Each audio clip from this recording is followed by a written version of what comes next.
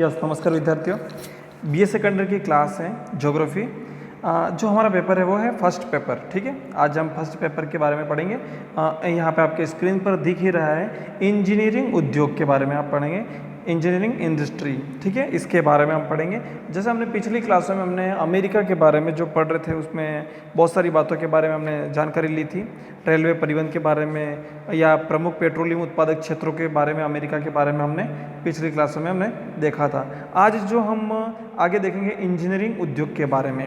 अब इंजीनियरिंग उद्योग अमेरिका में कैसे पनपा, ठीक है, और इंजीनियरिंग उद्योग के बारे में मैं कुछ बातें आपको बता रहा हूँ, मैं आपके स्क्रीन पर दिख ही रहा होगा, लेकिन इसके अलावा भी कुछ बातें जो मैं आपको बताने की कोशिश करूँगा। इंजीनियरिंग उद्योग वे होते हैं जिनमें धातुओं से यंत्र और यंत्र के कल पुर्जे तथा औजार बनाए जाते हैं। क्या बनाए जाते हैं? औजार बनाए जाते हैं जिन धातुओं का प्रयोग किया जाता है।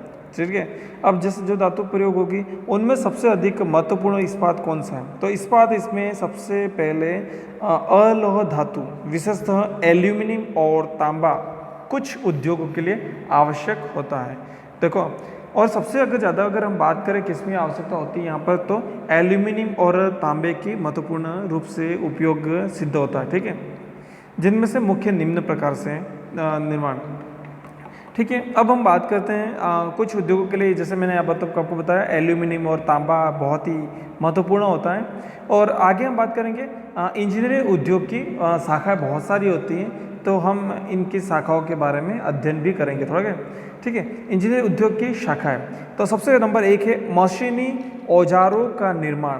ठीक है, मशीनी औजारों का निर्माण, जैसे इसमें कैसे कैसे इसका प्रयोग होता है, जैसे काटने, खरादने, कूटने, पीटने, बेलने, छिद्र करने, रंदा करने, तोड़ने, मरोड़ने, कसने आदि के औजार में जिनकी इनकी आवश्यकता होती है। ठीक है, जिनकी सहायता से हम क्या करते हैं, यंत्र है, मोटर गाड़ियाँ, रेल के इंजन, जलपोत, सभी प्रकार की हम मशीनें बनाई जाती हैं। क्या होता है? मशीनें बनाई जाती हैं। ठीक है, अब हम आगे नंबर 2 की बात करेंगे, वस्त्र बुनने की मशीन। कौन सी? वस्त्र बुनने की मशीन। ठीक है, वस्त्र बुनने की मशीन में जैसे खान खोदने की मशीन, भूमि को काटने के लिए। अब आपको पता होगा भूमि को काटना किससे काटेंगे हम? चाकू से तो काट नहीं पाएंगे, तो किसकी आवश्यकता पड़ेगी हमें? जैसे भी LNT जो मशीनें होती हैं, ऐसी मशीनों की हमें आवश्यकता होगी। ठीक है, अब हमें जैसे सड़क बनाने के लिए हमें क्या क्या चाहिए कि बहुत सारी मशीनों की आवश्यकता पड़ेगी। हमें रोलर की भी आवश्यकता होगी, डंपर की भी आवश्यकता होगी, क्योंकि मिट्टी डालने के लिए हमें डंपर की आवश्यकता होगी। काटने के लिए जैसे भी या LNT जो मशीन होती हैं, वो मशीनों की हमें बुलडोजर की आवश्यकता होगी। वो हमें क्या होगा? भूमि को काटने के लिए आवश्यकता होगी। ठीक है, जैसे सड़क बनाने के लिए फिर रोलर की आवश्यकता होगी, डामर की भी आवश्यकता होगी, डामर को पिघलाने वाली मशीन की भी आवश्यकता होगी। इस प्रकार से हमें क्या होता है, मशीनें अलग अलग प्रकार की आवश्यकता होती है। जैसे वस्त्र बुनने की मशीन होती है, उनको मशीनें बनाने के लिए भी अलग अलग प्रकार की जो मशीनें होती हैं उनको आवश्यकता होती है।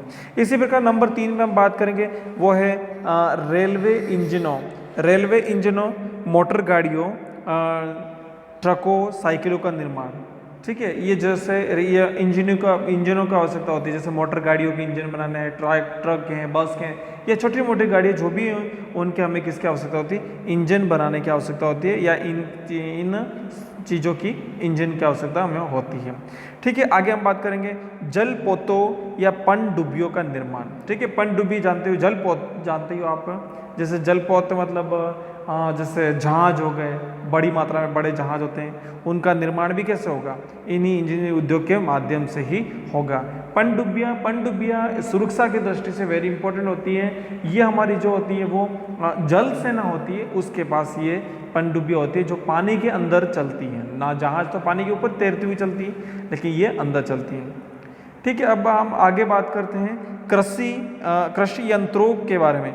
ठीक है, ट्रैक्टरों, कंबाइन मशीनों का निर्माण तथा घरेलू उपयोग में काम आने वाले उपकरणों का निर्माण जो होता है वो इंजीनियरिंग उद्योग के माध्यम से ही होता है। ठीक है, ये मैंने आपको यहाँ तक बता दिया। अब मैं जो आपको आगे और 2-3 बातें और बताने वाला हूँ।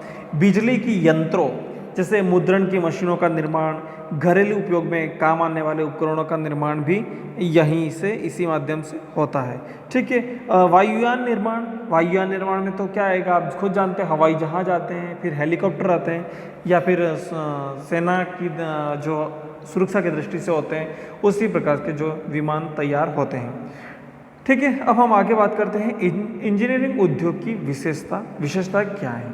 ठीक है। सबसे पहले इंजीनियरिंग उद्योग की सर्वप्रमुख आवश्यकता जो होती है वो क्या होती है, इस्पात की आपूर्ति होती है। मतलब इस्पात मिलना चाहिए उनको। इस्पात तथा अन्य धातुओं की आवश्यकता प्रत्येक उद्योग के लिए भिन्न भिन्न मात्राओं में होती है, यानी अलग अलग मात्रा में होती है।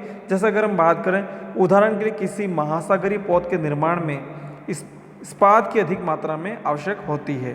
घड़ी, या जैसे एग्जांपल मैं बता दूं, जैसे कि घड़ी या मीटर बनाने के लिए कम मात्रा होती है। अतः जैसे अगर हम बात करेंगे जैसे इस्पात की सप्लाई का निर्माण, पौध निर्माण का उद्योग अवस्थिति बहुत अधिक प्रभाव पड़ता है।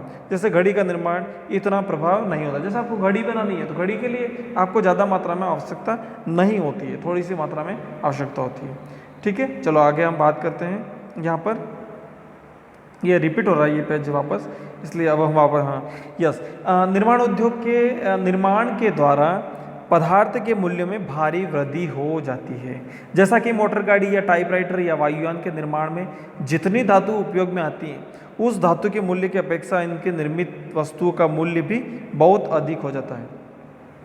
अगर आप वायुयान खरीदना चाहते हो, क्या खरीद पाओगे? नहीं खरीद पाओगे, क्योंकि इसके अंदर क्या क्या मूल्यवान चीज़ें और होती हैं, उस वजह से धातुएं भी इम्पोर्टेंट होती हैं। उस वजह से आपको ये चीज़ें महंगी मिलेगी, आप खुद यहाँ पे सक्षम नहीं हो पाओगे और ना ही खरीद पाओगे।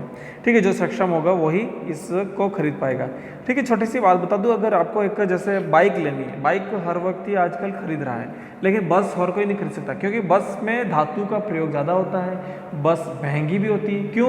क्योंकि उसके अंदर इतनी उसी प्रकार से मशीन का उपयोग होता है, उसी आधार पर इसकी बॉडी का उपयोग होता है, उसी आधार पर धातु का प्रयोग किया जाता है, इसलिए वो क्या होगा, महंगी होगी। ठीक है। नंबर 3 की बात करते हैं हम। इंजीनियरिंग उद्योग में सामान्यतः बिजली की लागत थोड़ी ही होती है, लेकिन इंजीनियरिंग उद्योग की स्थापना में स्थान की छाट अधिक महत्वपूर्ण होती है। ये मैंने नंबर 3 तक आपको बातें बताई। और नंबर 4 की बातें बताने वाला हूँ, वो है उद्योगों के उत्पादित पदार्थों का आकार। ठीक है।